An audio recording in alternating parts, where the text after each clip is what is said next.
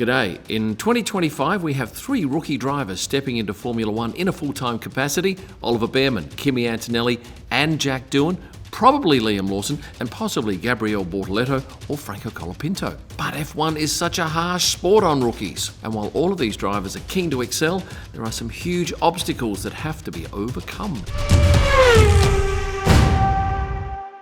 In F1, drivers come and go. There's no doubt the sport is harsh. Some last decades, others just one race. Everything is decided by numbers, as we saw recently with Daniel Ricciardo being axed by VCARB. The new crop of drivers coming into Formula One on a full-time basis are kids. They're late teens, early 20s.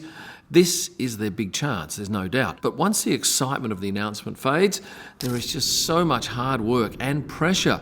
Teams expect results quickly. And when you muck up, you do so in front of tens of millions of people. And while some of these drivers have worked with psychologists in their early years, typically it's not a great deal of experience. And when they hit F1, and suddenly it becomes very real. Lando Norris admitted that he struggled a lot in the beginning of his first season with just how much pressure there was and the things that he had to live up to. He said he didn't believe in himself, that he was capable of doing a good enough job, and then he didn't know what he'd do if it didn't go well, as driving was all he knew. Of course, he's turned out to be a pretty darn good driver and is in the running for a championship this year. Today, of course, he is one of the lucky ones: a good car, a strong team, and a chance at a World Drivers' Championship title.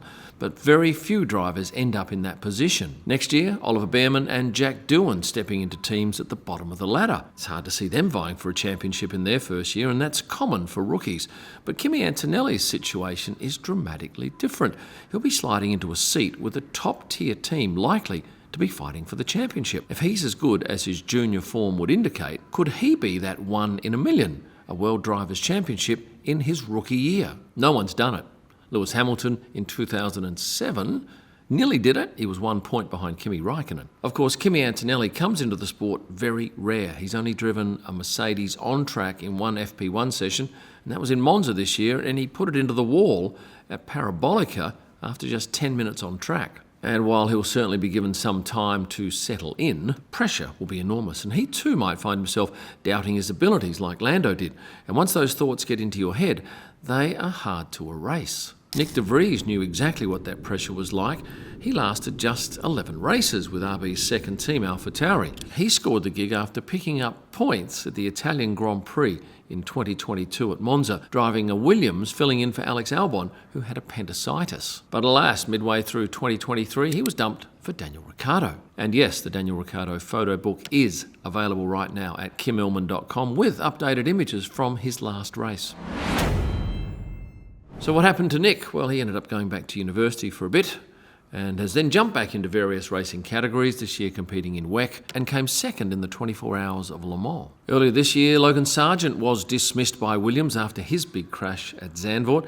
He struggled in 2023 and was clearly not enjoying things. He scored just 1 career point, and that was at the USGP in 2023, one of his 3 home races.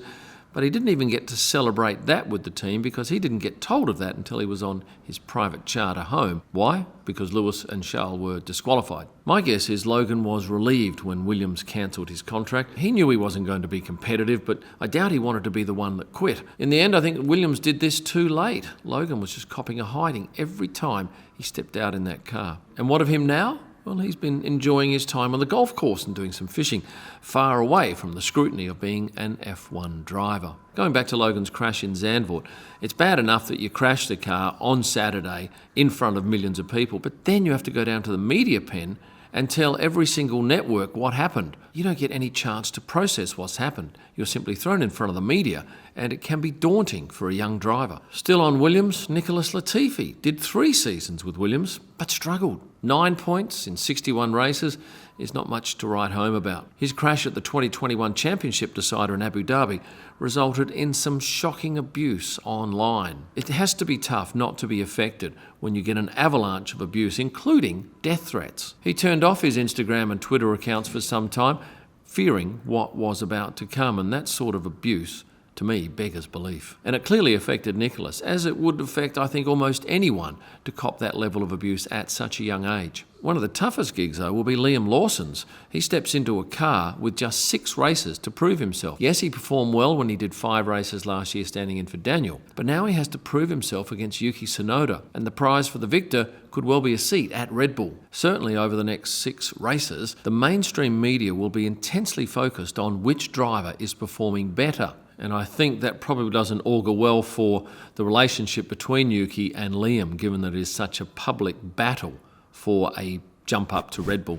Now, I've highlighted a couple of failures in the Formula One world, but let's have a look at some of the successes, and I'll go straight to Oscar Piastri. He's in his 2nd season and is now vying for wins with his teammate Lando Norris. Like Kimi Antonelli, Oscar Piastri was lauded as a potential new champion. He's proved himself cool and calm in the car and has kept it away from the walls and other cars. His drive in Baku was a masterclass. And then there's Franco Colapinto from Argentina. We knew very little of Franco going back 5 weeks ago, but suddenly everyone is talking about this youngster. He hasn't got a drive in 2025, and he may well just have to sit out 2025 as Williams' reserve driver, which is some sort of plus. At least he's around the track and available at every race. But if it turns out he doesn't get the Audi drive and has to sit for a year out of the competition, that will frustrate him, just as it did with Oscar Piastri. And yes, there are a handful of signed Franco Colapinto prints left at the shop at kimelman.com.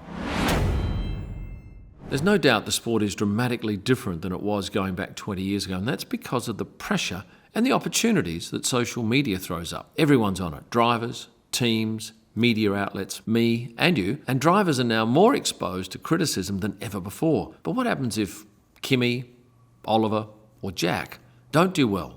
What's their career path thereafter? Well, it's not back to F2, that's for sure. They have to look elsewhere for drives. Let's look at some other drivers who've moved on from Formula One. Brendon Hartley, a New Zealander who raced in 27 and 18 for AlphaTauri. He's gone on to compete in WEC. He came 2nd in 2019-20, 2nd in 2021, won it in 22 and 23, and this year sits in 7th position. Would he be earning the same money he earned in F1?